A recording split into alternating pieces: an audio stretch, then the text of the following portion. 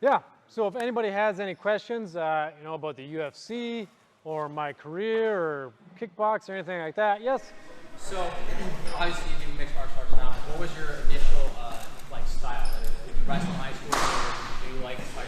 What was your initial, like, gateway into, like, where you are now? Yeah, so I got interested in the sport through boxing. So like I watched Rocky when I was young, and I was like, ah, super cool. I want to be a boxer.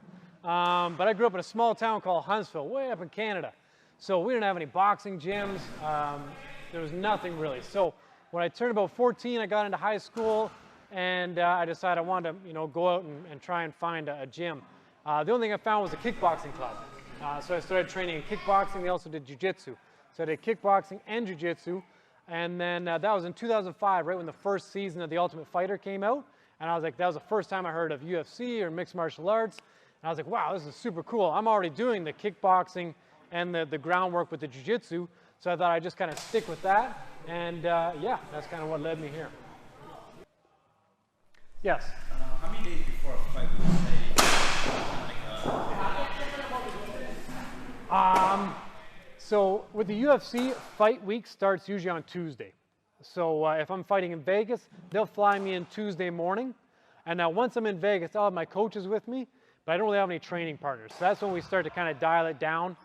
Depending on how much weight I have left to lose, if we have to cut a lot of weight, then I might put in, you know, some extra pad sessions and stuff like that. But usually fight week, we really kind of taper down to make sure that we let the body fully recover before the fight. Yes? How many hard sparring sessions will you typically have leading up to a fight?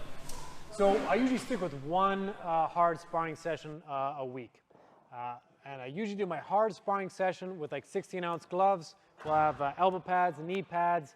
We'll do takedowns, but it's more of like a Muay Thai sparring with takedowns. And as soon as we hit the ground, we start back up.